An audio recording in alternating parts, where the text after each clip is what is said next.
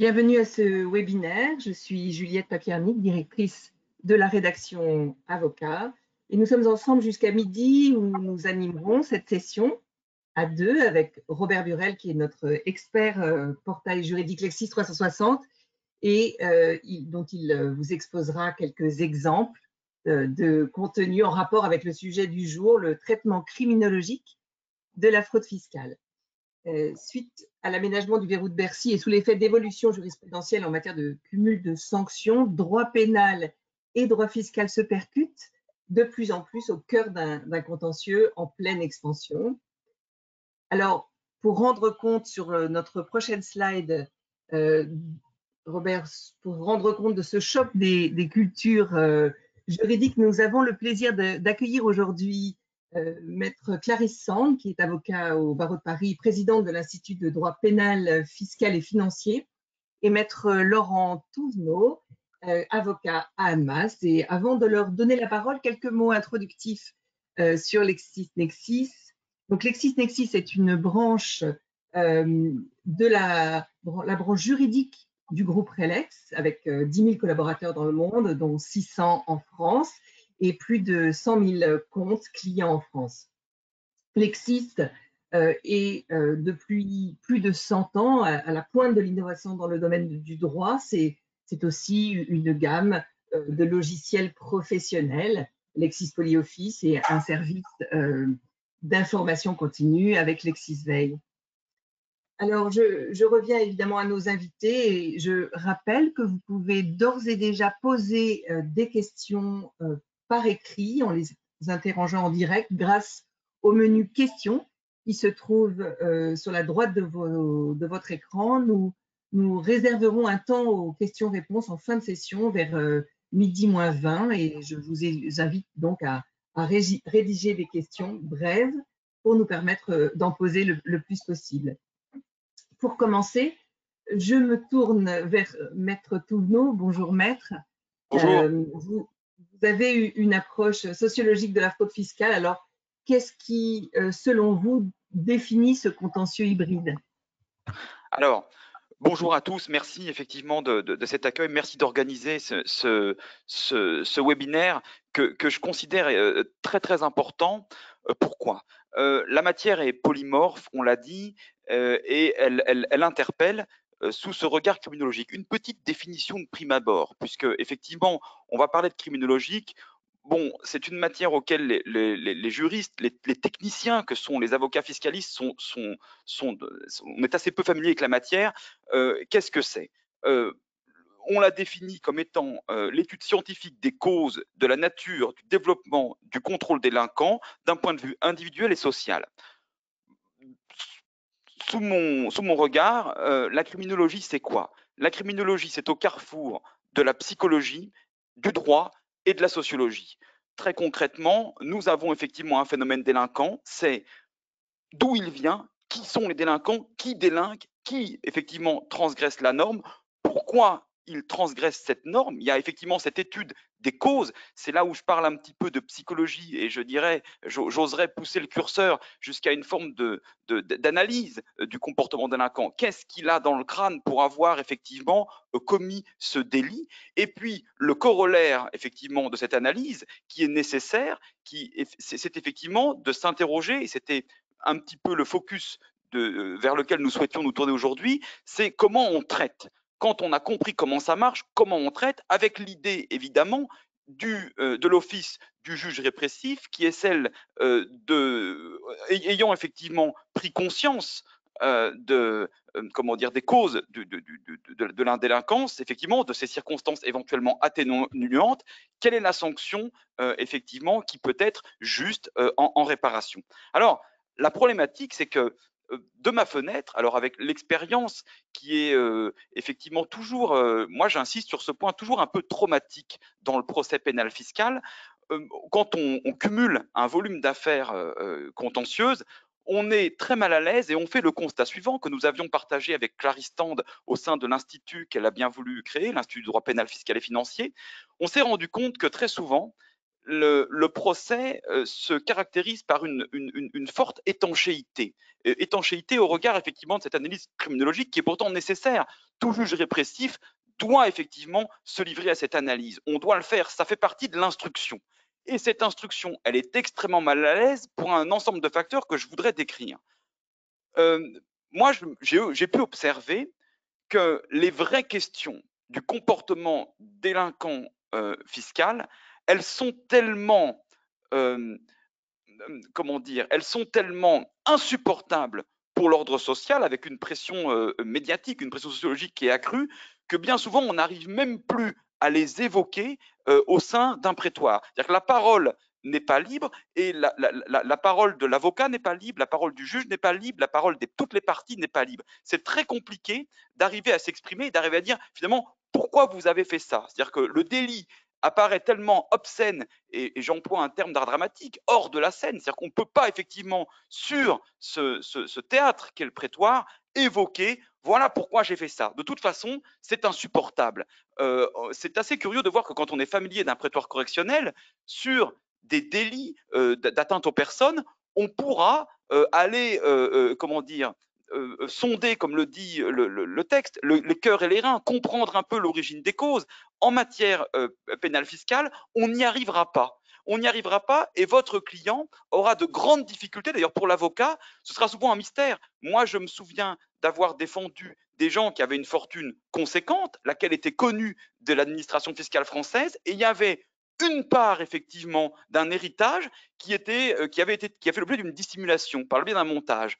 Et c'était très curieux de dire que finalement, on ne comprenait pas pourquoi cette somme-là avait été cachée. Quand on poursuit effectivement, et le procès n'avait pas pu l'éclairer, d'ailleurs les magistrats n'avaient pas posé la question, personne ne s'y était intéressé. Il était très intéressant de voir, et c'est venu longtemps, je dirais, après le procès, que les gens avaient réussi à s'exprimer et à me dire, au hasard d'une conversation, mais je dirais loin après la condamnation, dire en fin de compte, nous avions effectivement renoncé à se déclarer cet héritage parce que les sommes avaient une origine honteuse. Et on voyait qu'il y avait effectivement une contrainte qui aurait dû être évoquée à la barre, à laquelle personne effectivement n'a voulu s'intéresser.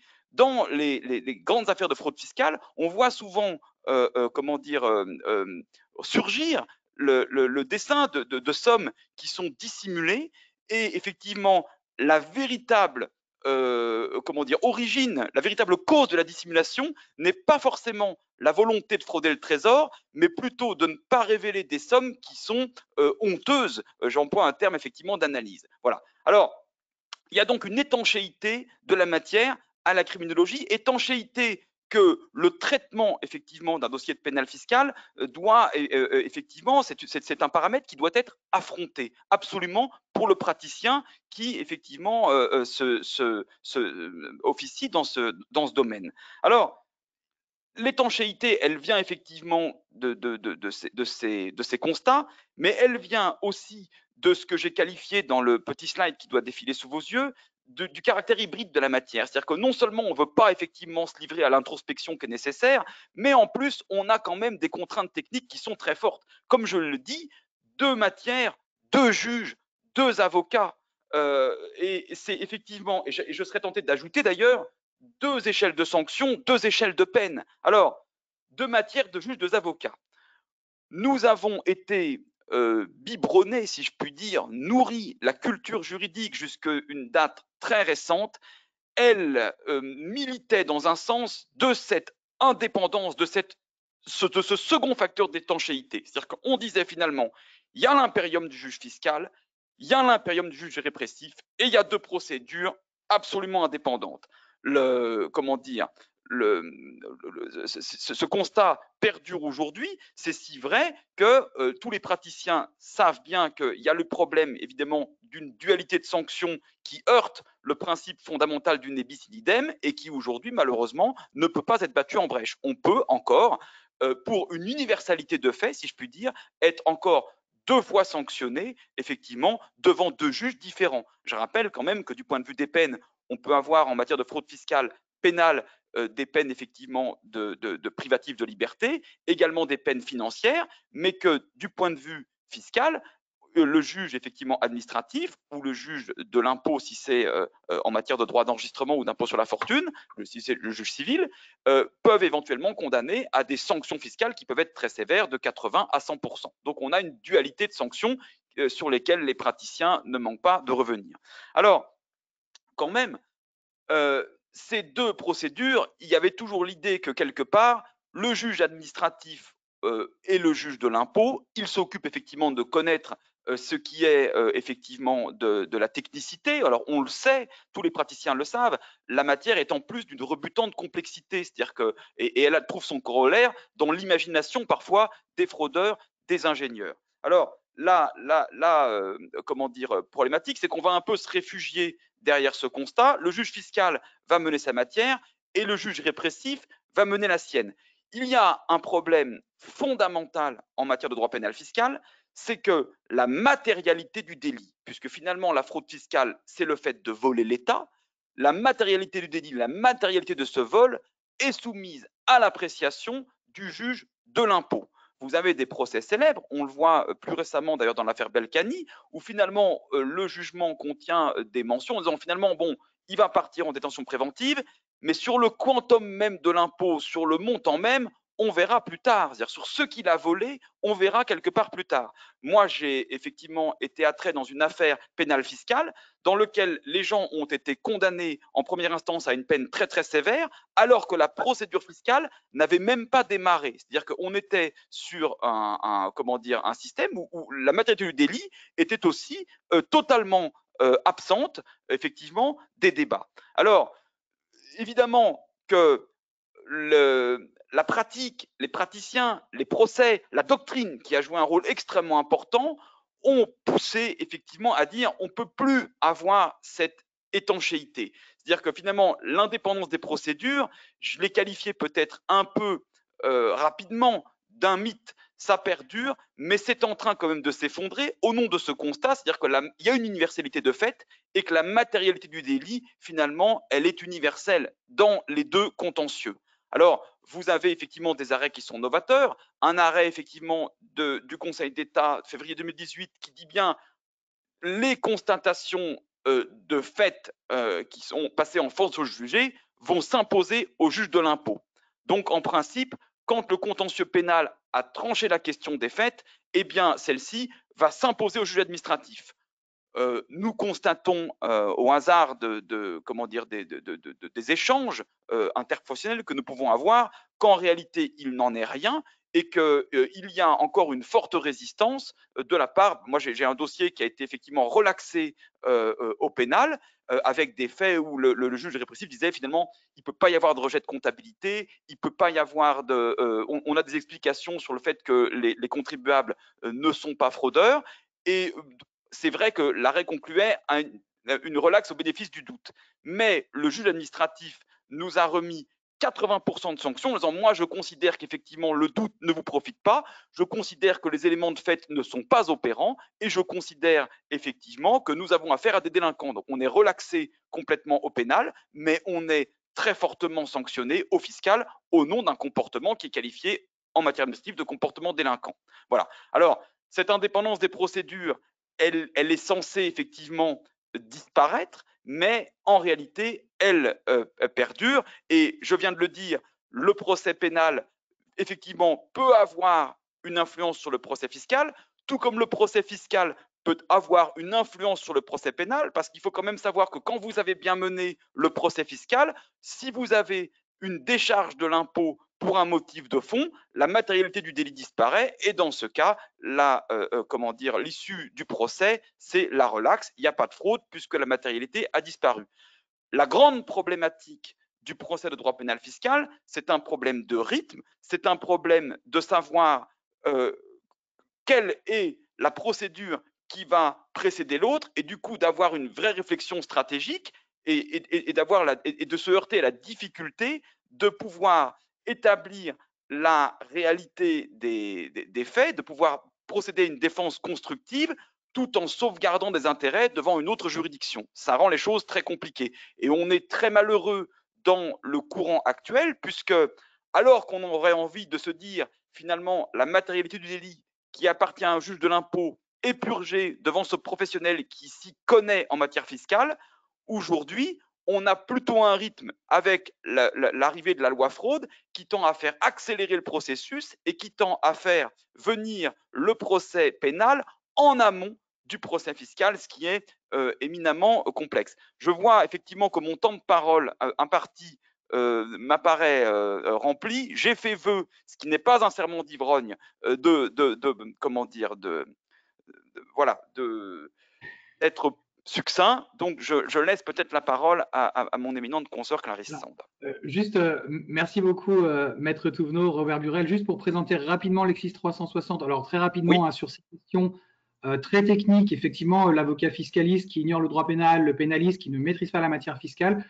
Dans l'Exis 360, nous avons une gamme, nous avons un type de contenu qui s'appelle les fiches pratiques, sur lequel on a inversé la logique éditoriale classique, c'est-à-dire en demandant plutôt à des praticiens de développer des contenus en partant de problématiques réelles qui peuvent arriver dans la vraie vie. Donc, par exemple, contester une perquisition fiscale, engager un contentieux fiscal, mais également d'autres fiches. Voilà, garde à vue, le jour où ça vous arrive, c'est bien d'avoir lu ce genre de documents. C'est écrit par des praticiens. C'est des contenus qui, la plupart du temps, sont à jour à moins d'un an, qui ne parlent que de droit positif, qui auront une bibliographie et qui permettront, en fait, de rapidement pouvoir répondre à cette question-là, faire son premier rendez-vous client, aller rapidement à l'essentiel, éventuellement trouver un modèle. Voilà, par exemple, j'ai pris ici engager un contentieux fiscal. Ce genre de contenu n'existant pas en papier, c'est vraiment important d'aller les voir, d'anticiper les recherches. Comme ça n'existe pas en papier, je ne peux pas vous les mettre entre les mains, vous ne les trouverez pas en rayon de bibliothèque ni au barreau. Donc, du coup, c'est important de trouver ce genre de contenu. Et sur les matières fiscales et douanes, je vous renvoie à notre collection, le Geocasseur pénal des affaires, qui est une collection qui fonctionne par verbaux. Et vous avez des grands thèmes dans le plan, hein, par exemple douane et impôts, et sur lesquels nos auteurs travaillent. Donc, principalement ici, Stéphane Détraz, donc maître de conférence, qui nous a écrit ici cette synthèse douane et impôts, donc sur tous ces aspects-là, avec en lien bien sûr l'actualité. Je vais passer la parole à Maître Sand maintenant afin de continuer sur le fond. Oui, merci. Bonjour à tous. Effectivement, en fait, plus que les propos introductifs de Laurent Thouvenot, puisque je pense que effectivement Laurent a posé la base en fait de la problématique. Nous souhaitons en fait dans cette deuxième partie de cette première partie entre guillemets, même si effectivement le temps qui nous est consacré est très minime, mais ça permet effectivement de poser les postulats et les problématiques qu'on peut voir à une étude criminologique qui est finalement contrainte et difficile au départ, même si on va trouver des solutions dans la deuxième partie de cette intervention. C'est de se dire que l'étanchéité qui a été présentée par Laurent, au final, et je vais utiliser un mot qui est peut-être un peu fort, mais nous rend, nous, en tant qu'avocats, qu'on soit fiscaliste ou pénaliste, un peu borgne, en fait, sur la situation et l'approche, en fait, de cette problématique-là. Pourquoi j'utilise ces mots forts? Parce que dans le cadre, en fait, du développement de cette matière, nous nous sommes rendus compte que nous avons chacun des écueils, que ce soit l'avocat fiscaliste ou l'avocat pénaliste, et l'idée de cette deuxième partie, c'est d'essayer de dresser un portrait du caractère un petit peu compliqué que peut vivre l'avocat fiscaliste et vice-versa pour l'avocat pénaliste. Si je prends le versant fiscaliste, il y a plusieurs approches qu'on a pu identifier qui fait qu'en fait, on est un peu contraint dans notre matière et dans l'appréhension en fait de cette matière. La première contrainte, c'est une approche dossier. L'approche dossier, elle est éminemment influencée par une pratique extrêmement vieille de cette habitude transactionnelle qu'on a pu avoir avec l'administration fiscale avant de passer le cap en fait d'une pénalisation très forte de la matière. Et cette approche transactionnelle, elle nous a un petit peu gênés, notamment dans la gestion précontentieuse du dossier, qui en fait enjoint l'avocat fiscaliste à éviter d'écrire ouvertement finalement à l'administration fiscale les considérations pénales d'un dossier. Et pourquoi? Tout simplement parce qu'on est toujours en train de se dire, mais et c'était beaucoup plus le cas, et ça ne l'est plus quand il n'y avait pas la transmission automatique au parquet, c'était de se dire que dans les éléments de négociation avec l'administration, il y avait cet enjeu de pénal que l'administration fiscale pouvait effectivement mettre en avant à tout moment sur la table des négociations. Ça, c'était la première chose. Il y a aussi cet élément en fait sur la gestion du précontentieux, de se refuser finalement des considérations pénales, c'est de considérer finalement qu'on abordait l'aspect pénal uniquement qu'au moment des recours hiérarchiques. dans le cadre justement de ce jeu de force entre le contribuable et l'administration fiscale. Or, il y a quelque chose qui est devenu totalement novateur, c'est qu'aujourd'hui, le débat s'est déplacé, qu'on ne peut plus véritablement considérer que ce débat, en fait, des considérations ou du versant pénal du dossier de fraude fiscale doit se faire qu'à ce niveau-là. Elle est bien plus en amont, puisque dès lors qu'on est sur une transmission automatique du parquet, on a une proposition de rectification qui a un caractère pénal dès l'origine. Et là, on se retrouve confronté à une situation aussi très, très compliquée de l'habitude, ou en tout cas de la pratique de l'avocat fiscaliste, qui est de dire « mais je dois justifier ». Je dois justifier, puisque c'est dans le triptyque en fait, de ce qu'on a toujours connu en fait, dans la notion fiscale et le système fiscal français, c'est le contribuable déclare, il est contrôlé et je justifie. Donc, c'est, on va dire, à l'encontre de l'ADN de l'avocat fiscaliste, qui est effectivement toujours, en fait, normalement dans la justification. Et c'est quelque chose qui est important et qui vient, en fait, sur un écueil de l'avocat fiscaliste qui n'est pas de son fait, qui plutôt résulte d'une culture, qui n'est pas dans son ADN de considérer un droit au silence. Et qui est l'autre versant de l'avocat pénaliste qui, lui, est effectivement à ça, chevillé au corps, cette notion de droit au silence qui est extrêmement compliquée. Donc, ce sont des éléments d'influence, en fait, sur une culture silencieuse. Oui, vas-y. Oui. Pardon. Je rappelle, Clarisse, c'est très important que la Cour européenne des droits de l'homme a consacré le principe selon lequel le droit de garder le silence, comment dire, y compris devant l'administration fiscale, est une liberté fondamentale. Oui, mais sauf qu'on a une procédure fiscale qui aujourd'hui n'a pas intégré en fait finalement le versant pénal, de sorte qu'aujourd'hui on a un livre des procédures fiscales qui n'est pas adapté à l'évolution de la matière. Après, ça reste une considération extrêmement personnelle, mais on a été dans une évolution législative très forte de pénalisation sans se préoccuper finalement du cadre procédural de la matière fiscale. Et c'est ça aussi ce qui vient contraindre ce qu'a pu faire d'autres pays, mais la France n'en est pas encore là aujourd'hui. Autre élément qui contraint l'avocat fiscaliste, c'est, et ça, donc, outre l'influence de l'enjeu financier dans le cadre de la phase précontentieuse, outre l'influence de l'absence d'ADN de la culture du droit au silence, il y a aussi le cas de la crainte aussi de la non-maîtrise de la procédure pénale, et ça c'est très prégnant, et la crainte de l'oralité. Et en réfléchissant à cette problématique, on se demande si finalement cette crainte ou cette façon de s'empêcher de parler dans un procès pénal n'est pas finalement une crainte qui a été maximisée par l'arsenal finalement de blanchiment ou de lutte anti-blanchiment qui veut qu'on donne à l'avocat fiscaliste un rôle, entre guillemets, et je mettrai beaucoup de guillemets, de facilitateur du blanchiment de fraude fiscale. Et ça contraint la parole que l'avocat fiscaliste n'a pas dans sa culture au départ, puisqu'on est véritablement sur une procédure écrite, qu'on a toujours été dans l'écrit, qui vient en fait freiner en fait cette envie de rentrer dans le débat et dans une audience pénale. Également, la maîtrise aussi de la procédure pénale. Je vais donner un exemple. Sur ces dossiers de fraude fiscale, il y a aussi des techniques, notamment de citation à témoins, que l'on pourrait très bien utiliser, notamment de faire parler l'administration fiscale à l'intérieur de l'audience pénale. C'est-à-dire que j'ai vu très rarement de procès de fraude fiscale où était cité à comparaître le vérificateur qui avait effectivement déterminé l'élément matériel de l'infraction. Et ça, c'est une technique en fait de procédure pénale qui doit en tout cas être pensée tant par l'avocat fiscaliste que l'avocat pénaliste, mais qui vient en fait créer ce nouveau procès pénal qui est finalement très singulier à l'égard de la fraude fiscale. Si je bascule sur l'avocat pénaliste et les écueils de l'avocat pénaliste dans son autre versant, et c'est quelque chose qui a déjà été abordé un petit peu par Laurent, c'est cette problématique de se dire de l'appréhension en fait du dossier sous l'angle de la matérialité. Il y a une certaine, en tout cas une hypothèse de base, ou en tout cas on présuppose que la matérialité est seulement maîtrisée par l'administration fiscale.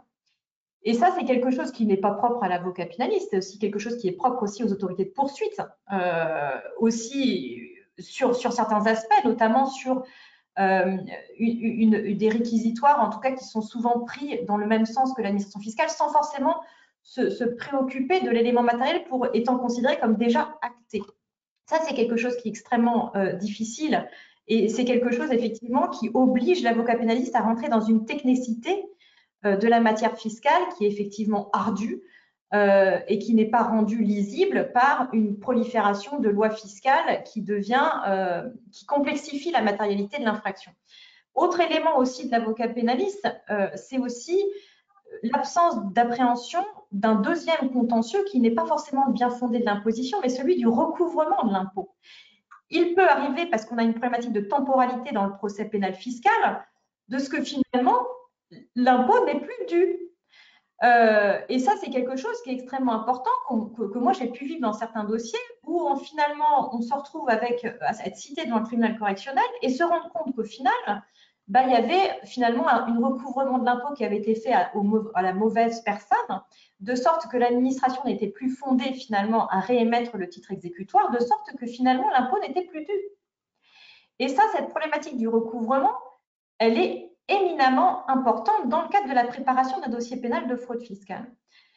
Autre élément, mais aussi qui est un écueil qu'on pourrait aussi donner pour l'avocat fiscaliste, mais le fait d'avoir une espèce de culture de la modulation de la peine dans l'approche en fait d'un traitement pénal classique fait qu'en fait, et c'est quelque chose qui a été influencé par effectivement les dernières évolutions législatives, c'est-à-dire que le fait de vouloir introduire la CRPC et la CGIP dans une matière comme celle de la fraude fiscale enjoint à vouloir en fait finalement se focaliser sur la peine et ne plus sur la matérialité du délit qui finalement, en refusant en fait finalement une négociation, fera que la situation sera d'autant plus favorable pour le contribuable parce que ce que ne voit pas l'avocat pénaliste de temps en temps, c'est le risque économique très fort à finalement transiger d'un point de vue pénal, puisque une CRPC, en tout état de cause, donc,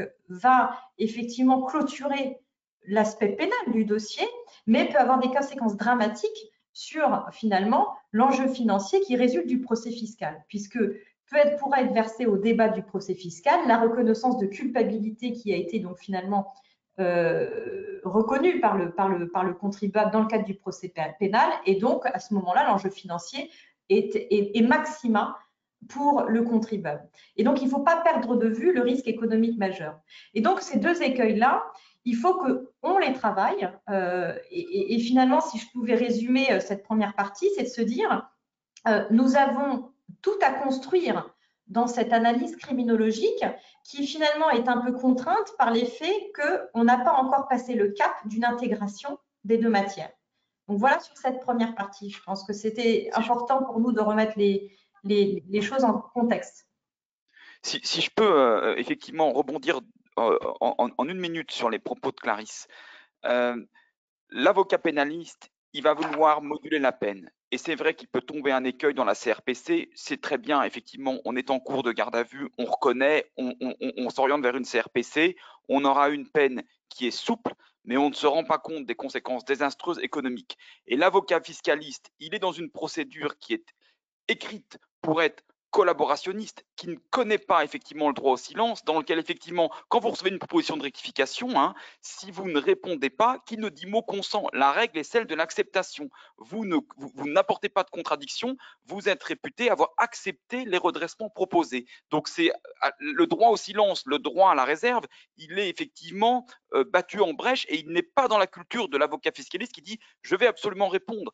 Et l'avocat fiscaliste, il va avoir cette démarche effectivement collaborationniste, sans se rendre compte que effectivement reconnaître, voire même transiger, va être potentiellement un gage d'auto-incrimination de son client devant la juridiction répressive. Attention, le repentir n'est pas une cause en matière pénale fiscale d'extinction de l'action publique. Tout comme effectivement le fait d'avoir désintéressé la partie civile n'est pas une cause effectivement d'extinction de l'action publique, ce que le fiscaliste va souvent ignorer. Ce n'est pas une cause, mais il y a quand même une très grosse influence, notamment dans le cadre d'une audience pénale, où l'une des premières questions qui sont posées dans ces dossiers-là, c'est est-ce que le contribuable a désintéressé le trésor public? C'est quelque chose qui est très ancré. voilà, qui permet aussi de Oui, moduler. et on va y revenir après parce que ça, c'est effectivement un très important dans la stratégie de défense. Absolument. Alors, sur la deuxième partie, c'est de se dire, bon, une fois qu'on a fait ce constat d'une étude criminologique un petit peu contrainte, est-ce qu'on ne peut pas effectivement essayer aussi de voir une solution qui va être aussi abordée par Laurent. Mais avant ça, j'aimerais quand même revenir sur la démarche analytique, puisque finalement l'étude criminologique en fait de ce délit suppose éminemment, ce que disait tout à fait Laurent en introduction de cette conférence, de déterminer finalement l'étude de l'individu délinquant et les phénomènes, les causes en fait du phénomène criminel, qui finalement présuppose une démarche analytique en fait du débat et des choix politiques. Et là, on est dans une situation très très différente d'une approche pénale classique, puisque nous, on est dans une situation où le législateur a considéré que la fraude fiscale avait un objectif à valeur constitutionnelle. Et si on part de cette orientation politique, il y a une chose qui est très importante, c'est qu'effectivement, on n'est pas, en fait, dans le cadre de la fraude fiscale, dans une situation où la sanction pénale du fraudeur serait de finalement garantir un changement positif de son comportement. C'est ce qu'on pourrait avoir pour effectivement une approche pénale classique. Donc, on n'est pas là sur punir versus soigner ou réinsérer. On est plutôt dans une approche qui, sous la houlette de l'objectif à valeur constitutionnelle, est aussi une approche financière de la peine.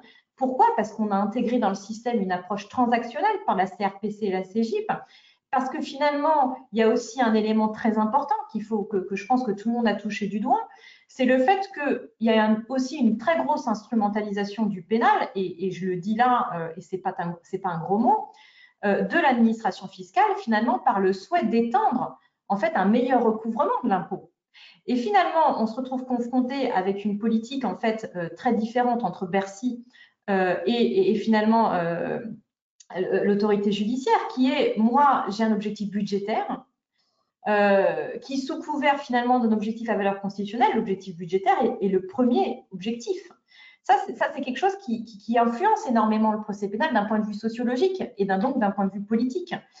Deuxième chose, le fait que, donc au final, la responsabilité du fraudeur n'est pas le seul débat dans un procès de fraude fiscale. En fait, il est question ici de la responsabilité en fait des politiques à l'égard de la société. Et là, on renvoie finalement à une médiatisation extrêmement forte, et donc la société influencée par les médias qui influence le politique. Et finalement, c'est un peu le serpent qui se mange la queue et qui fait qu'on a du mal, finalement, à effectuer une étude criminologique aussi claire, qui n'est pas tendue par la pratique, mais par finalement un choix politique qui a été voulu, pas forcément bien maîtrisé. Et j'en amènerai les critiques. On a aujourd'hui une grosse problématique qui est la lisibilité de la norme fiscale, qui aussi vient en fait brouiller les pistes de ce que c'est véritablement un fraudeur fiscal. Sur la plupart des dossiers de fraude fiscale, il s'avère que ce n'est pas aussi simple que j'ai omis de payer ma TVA.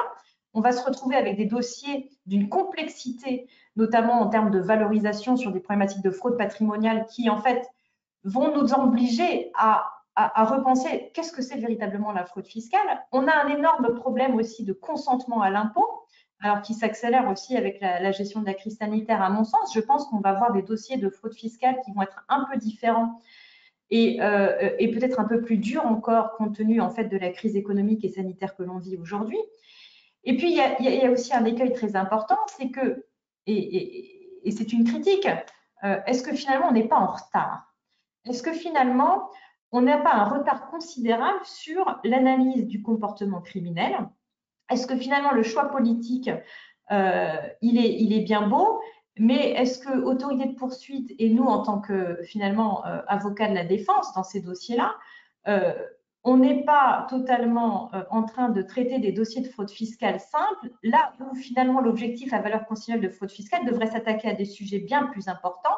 Et je donne un exemple, il y a eu beaucoup de débats aujourd'hui sur les nouvelles formes de blanchiment de fraude fiscale, sur l'utilisation de la crypto-monnaie ou des problématiques de dark web, de sorte qu'aujourd'hui, est-ce qu'on n'est pas un peu en retard sur l'analyse criminologique du fait du retard de l'analyse politique et sociologique. Si je peux me permettre de rebondir, Clarisse, ce constat est si vrai que l'étanchéité effectivement de la matière va croissant. C'est-à-dire que nous n'arrivons pas encore à poser devant un juge répressif les vraies questions. Nous n'arrivons pas à purger, à faire cette analyse criminologique. Déjà pour des fraudes classiques, parce que c'est intolérable. Je me souviens d'avoir eu, au cours de débats précédents, d'avoir même évoqué d'avoir fait ressurgir de ce qui apparaît pour d'aucuns suranné aujourd'hui, la question de la défense de rupture. C'est-à-dire d'arriver effectivement devant un juge où on a une fraude qui est assez simple, mais le juge, il est très mal à l'aise parce que la technicité de la matière lui échappe. Le juge confond parfois même la base imposable avec l'impôt. C'est-à-dire que vous avez un patrimoine très important et ça va être relayé du point de vue médiatique. Vous avez fraudé 10 millions. Non, j'ai 10 millions. Quel était l'impôt sur la fortune effectivement éventuellement applicable en vertu du jeu des conventions internationales? En réalité, l'impôt fraudé est dans ce type d'hypothèse bien inférieur à l'effet d'annonce qui est relayé par le pouvoir médiatique. Mais le juge, il ne veut pas faire cette analyse, il ne veut pas y entrer et il est presque entraîné par cette question sociologique, ce qui fait qu'on est bien loin de pouvoir expliquer pourquoi on n'a pas déclaré telle ou telle somme. Qu'est-ce qui a généré le comportement délinquant? On ne peut pas faire cette analyse. Et Clarisse, ce que tu dis est d'autant plus vrai qu'on ne pouvait pas faire par le passé par la technicité effectivement de la matière, mais c'est accru aujourd'hui du fait que la fraude fiscale, c'est une matière qui évolue extrêmement vite, avec des techniques qui évoluent extrêmement vite. Donc l'écart se creuse de manière encore plus importante. On n'y arrive pas quand il s'agit d'un commerçant avec des espèces cachées sur un compte en Suisse, on y arrivera encore moins avec des bitcoins, je suis d'accord. Alors peut-être pour finir sur ce sujet, c'est se dire, c'est compte tenu de ce constat-là, est-ce qu'il n'y a pas une nouvelle approche et en tout cas une solution effectivement plus de rééquilibrage en fait avec une situation qui est extrêmement contrainte et ça, je laisse la parole à Laurent sur ce sujet-là pour justement rentrer dans une prospective d'une démarche pratique différente. Oui, merci Clarisse. Donc l'idée effectivement, c'est le travail de l'avocat en fin de compte, quelle que soit la technicité de la matière, c'est d'arriver au cours du procès à faire, nous sommes des vecteurs d'une forme de transparence, nous sommes des vecteurs aussi d'une forme de compréhension, d'une forme de pédagogie. Je le souligne, j'ai évoqué tout à l'heure la question de la défense de rupture, je me souviens d'avoir plaidé un dossier, on était à la fraude fiscale, bon attendez, 3 minutes. Mais il y a un réquisitoire qui est très violent, il y a un réquisitoire à 3 ans. J'aurais donc 1 minute par année. Et la juridiction exprimait son malaise à entrer dans une technicité qu'elle ne voulait pas voir. Vous pouvez utiliser effectivement aussi des méthodes, c'est-à-dire on voudrait avoir une expertise, on voudrait expliquer, mais attendez, vous n'allez pas dans ce prétoire qui est surchargé, vous lancer dans une exégèse et me faire venir un expert comptable qui va effectivement me faire un audit. De toute façon, on sera étanche à ça. Et c'est vrai que c'est très compliqué, c'est que parfois on dit, eh bien, le procès de connivence où tous les acteurs maîtrisent la matière, où tous les acteurs sont capables d'aller faire cette introspection, d'aller effectivement évaluer le comportement délinquant pour y adapter la peine, eh bien ce procès de connivence, parfois en matière pénale fiscale, il ne peut pas se faire. Et à l'opposé, on peut tomber dans une forme de rupture. Il m'est arrivé de me dire, écoutez, si effectivement je tente de vous expliquer, vous allez considérer que je suis pédant, c'est contre-productif, et vous ne voulez pas entendre. Vous en êtes à dire, effectivement, je me souviens d'une audience à la Cour d'appel de Reims, vous en êtes à dire, effectivement, que ma cliente a fraudé tel volume. Vous confondez la base imposable et l'impôt effectif, lequel n'a pas encore été déterminé. Et vous confondez l'impôt avec l'intérêt de retard, avec la sanction fiscale éventuelle. On n'y arrivera pas. Et la technicité est telle que je ne peux pas le faire. Donc, je m'assieds. Et nous avons eu une attente très forte de bouleversement par le 11 septembre. Alors, ce n'était pas effectivement l'effondrement des tours sur le territoire nord-américain, c'était les arrêts attendus de la Cour de cassation. Il n'y a pas eu, et la doctrine est à peu près unanime en ce sens, de bouleversement pour le 11 septembre, où les praticiens disaient, voilà, il y a des vraies questions qui sont posées sur la coordination entre les deux. Il faut effectivement une juridiction unique, capable, compétente, avec des praticiens compétents pour purger, pour que le procès pénal fiscal puisse faire son office, pour qu'aussi le délinquant ait la sensation d'avoir pu s'exprimer et d'avoir eu une peine qui est acceptable. Encore une fois, le procès pour moi est un mécanisme, on va revenir à la psychologie, hein, je vais effectivement aller invoquer la psychiatre Kubler-Ross, suisse. Dans le procès, il y a une forme de deuil. La condamnation passe par une forme d'acceptation. On n'est d'abord pas content, on dit c'est pas moi, on dit effectivement c'est injuste, on dit ils se sont trompés, on est après très en colère, on est enfin très abattu et nous allons à un stade de sérénité. Je considère que le procès pénal fiscal, comme le procès pénal d'ailleurs en général, le rôle de l'avocat, c'est de rétablir une harmonie, une sérénité. Y aurait-il une forme de condamnation? Nous sommes des vecteurs d'un rétablissement d'équilibre. À partir de là, ça passe effectivement par une pédagogie et par une coexistence entre les deux juridictions. La Cour de cassation, le 11 septembre, nous a dit non, vous pouvez, dans certains cas, avoir un sursis à statuer. Donc, ce n'est pas devenu automatique. On était volontaire d'écouter quand c'est très technique, il faut arrêter tout. Le juge pénal s'arrête, le juge exécutif s'arrête et le juge fiscal remplit son office. Eh bien non, c'est pas effectivement, les arrêts du 11 septembre n'ont pas ouvert cette porte, n'ont pas rendu la voie obligatoire. Donc ça, c'est effectivement un grand regret. Davantage, la Cour de cassation se prononce dans un sens de dire finalement, si votre procès fiscal avance, si votre procès répressif pénal avance, s'il va vers des condamnations dont chacun sait qu'elles peuvent être graves, nous sommes maintenant dans des questions de liberté, de peine privative de liberté sonnantes et trébuchantes. Eh bien, si votre procès fiscal aboutit plus loin et que vous arrivez finalement à démontrer qu'il y a une décharge de l'impôt, à ce moment-là, nous sommes favorables au recours en révision, qu'il faudrait presque institutionnaliser. C'est effectivement une réflexion qui n'est évidemment pas satisfaisante. Alors, le rôle de l'avocat, dis-je, effectivement, c'est cet accompagnement à l'harmonie, c'est aussi cette audace et cette volonté de mener le débat criminologique, de poser les questions au cours du procès. Pourquoi avez-vous dissimulé cette somme? Et parfois, la motivation du fait délinquant, elle doit être dite à l'audience. Elle n'est pas obscène, elle est fondamentale, y compris pour le délinquant lui-même. Bien, même si elle n'est pas forcément opérante, mais elle garde cette importance. Parce qu'effectivement, dans quand même la proportion de la peine, quand vous faites une étude, si vous voulez, criminologique de l'échelle des sanctions, nous sommes aujourd'hui en 2020 encore extrêmement stupéfaits du manque de cohérence entre les juridictions. Je suis pour l'heure incapable de prévoir le risque de mon client selon que je plaide à Reims, à Béthune, à Paris, à Chambéry, à Lyon. J'ai vraiment de grandes difficultés à prévoir la sanction potentielle, ce qui est un facteur aggravant, d'autant plus que j'ai déjà du mal à le prévoir au regard de ce qui se passe en fiscal, où on vous dit il y a quand même un contrôle, nous a dit le Conseil constitutionnel, il doit y avoir un contrôle de proportionnalité. On n'arrive déjà pas à prévoir ce qui va se passer devant une seule juridiction. Bon, donc le contrôle est très compliqué. Alors, l'idée, effectivement, c'est d'arriver à poser ces vraies questions et d'arriver surtout à gérer le traitement. Parce qu'en réalité, il y a quand même une bonne nouvelle dans tout ça. Si on a une vision transversale, si le praticien est animé de cette volonté, on arrive à solutionner de manière très satisfaisante beaucoup de procès de droit pénal fiscal. Je m'explique. L'idée, c'est un peu comme la... Juste un instant, s'il te plaît.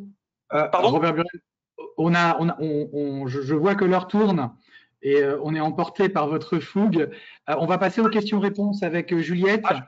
S'il vous plaît, j'ai juste trois ingrédients que je veux donner. J'en ai pour 1 minute. Il est 47 à mon chronomètre, à 48, j'arrête. Vraiment, parce que c'est important et je m'en excuse. Le traitement, c'est de ne pas hésiter à aller chercher, comme le disait Maître Sand, nous sommes borgnes. Le fiscaliste regarde en fiscal, le pénaliste en pénal. Mettez des lunettes, ouvrez les 2 yeux. Et notamment, la question de la dispense de peine, c'est un ingrédient classique du pénal. La dispense de peine, elle fonctionne très bien en matière pénale fiscale. Vous avez de nombreux arrêts rendus par des juridictions qui disent effectivement 132,59, vous avez effectivement rempli les conditions de cet article, le reclassement, le désintéressement de la partie civile, etc., les 3 critères. Eh bien, si vous y êtes arrivé, si vous avez pu expliquer du point de vue criminologique votre fait délinquant, c'est-à-dire que vous arrivez à purger cette problématique, expliquer, voilà, j'en suis arrivé là, j'ai fait ça parce que je ne vais pas invoquer un état de nécessité, mais quand même, j'étais pas bien, il y avait tel et tel élément de fait que je mets.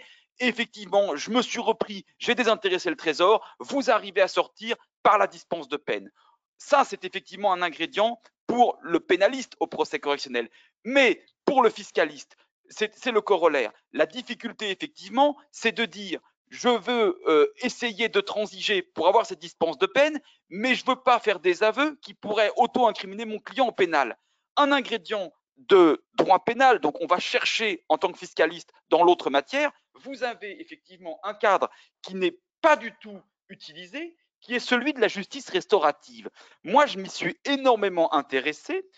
Cet article, je crois, 10.1 du Code de procédure pénale, circulaire du 15 mars 2017, c'est relativement récent. Je dirais, je me souviens d'un étudiant qui m'avait dit tout le monde s'en fout.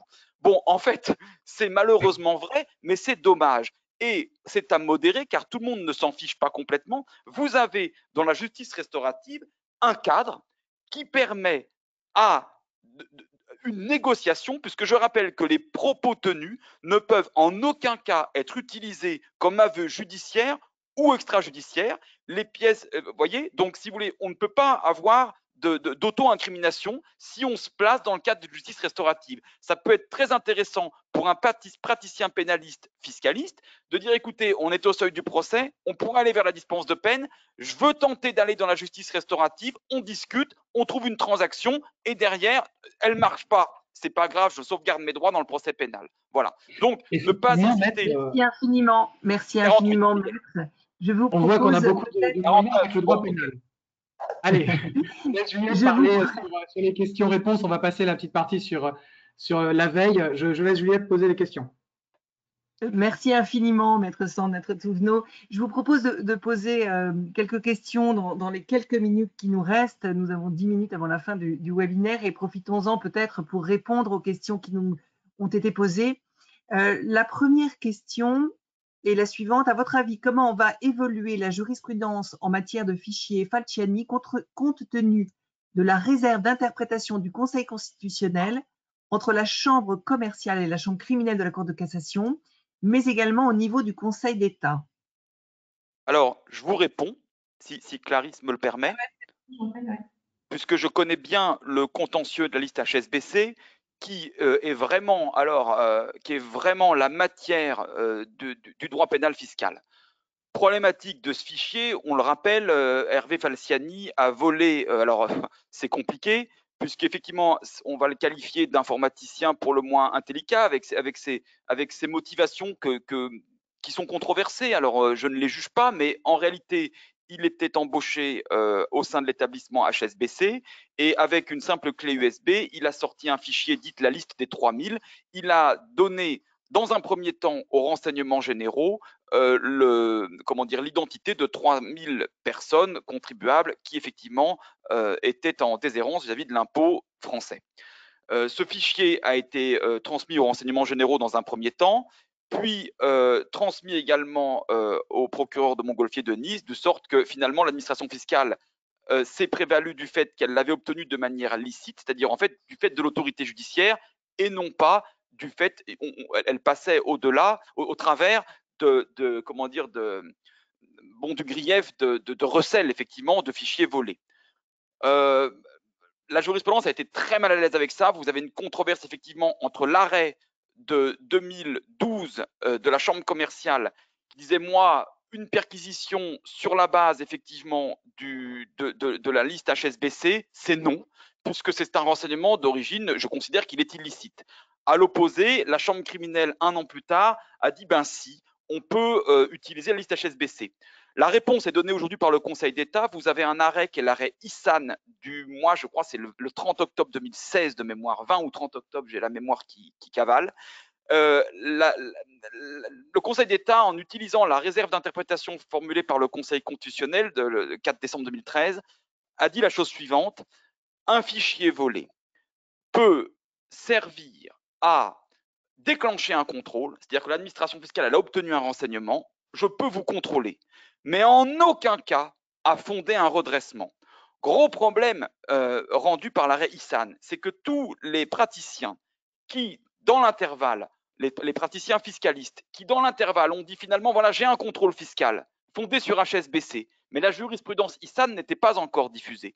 Eh bien, oui, je vais effectivement répondre que non, le montant n'est peut-être pas celui-là, je vais pas me bagarrer sur la procédure, je vais acquiescer quelque part, ou je vais essayer de transiger. Eh bien, je me serais pénalement auto-incriminé, alors que la diffusion de l'arrêt ISAN, c'est de dire finalement, si j'avais gardé le droit au silence, le Conseil d'État, il nous le donne là, hein, il dit dans cet arrêt du 30 octobre 2016, si vous étiez effectivement destinataire d'une proposition de rectification ex-notification de redressement sur le fondement de la liste HSBC, la recette, c'était de garder le silence parce que ça ne pouvait pas fonder le redressement. L'administration avait le droit de vous interroger, d'accord, mais elle ne pouvait pas vous taxer. Et ça, c'est quand même relativement subtil. Alors, la grande question de l'utilisation des renseignements d'origine illicite, elle n'est pas tranchée, mais quand même le Conseil d'État là nous donne une piste qui semble être relativement suivie depuis 2016. Merci, maître. Autre question pour Juliette? Oui. Savez-vous, autre question, donc, comment obtenir un sursis à statuer devant le juge de l'impôt en attendant la décision du juge pénal, pardon. Je vais vous répondre encore une fois. Ma recette à moi, elle est brute. Je m'assieds. C'est-à-dire que effectivement, alors ça a choqué beaucoup de confrères. On s'est beaucoup agité là-dessus. On me dit finalement, c'est une stratégie qui est surannée, voire qui est antidéontologique. Devant le juge fiscal ou le juge pénal? Parce que moi, j'ai compris la question de Juliette, c'est un sursis à statuer devant le juge fiscal. Non, pénal. Ah oui, pénal. En attendant, voilà. Pardon. Non, la question, c'est bien ça. C'est comment dans ces cas-là, un sursis à statuer devant le juge de l'impôt en attendant la décision du juge pénal. Devant le juge de l'impôt, c'est le contraire. Ouais. Eh ben là, c'est pas très intelligent parce que si on est bon devant le juge de l'impôt, il vaut mieux effectivement purger la question fiscale, c'est la matérialité du délit. Donc vous avez intérêt à dire je dois pas d'impôt. Si on en doit, c'est plus compliqué. Très bien. À l'envers, quand je suis moi devant le juge pénal et que la question de l'impôt n'a pas été tranchée, pour avoir un sursis et statuer, je dis je m'assieds, c'est-à-dire que je ne peux pas défendre, je suis dans la défense de rupture un petit peu. Bon, voilà, une forme de. Très bien. Eh bien, il nous reste quelques minutes. Je vous pose d'autres questions. Existe-t-il un profil type du fraudeur? Alors moi, je vais répondre à la question. Enfin, on a essayé, et je pense que c'est quelque chose qu'on va mettre en avant, c'est qu'on aimerait bien en fait finalement avoir un retour en fait de l'aspect sociologique, en tout cas de la manière dont c'est compris. Il n'y a pas en tant que tel de profil type de fraudeur. C'est justement toute la problématique. Et je défierais n'importe quel criminologue de pouvoir en donner un. Ça recouvre un certain nombre de catégories socio-professionnelles. Donc, on est dans une situation aujourd'hui où c'est ça la difficulté de l'analyse chronologique, c'est qu'il n'y a pas de profil de fraudeur. Et ça, je le dis de ma pratique, c'est-à-dire que je le dis aussi de la pratique qui est partagée au sein de l'Institut. C'est tout un chacun, au final. Et donc, cette situation rend difficile la matière. Après, sur la notion de récidive, enfin voilà, c'est autre chose. Mais...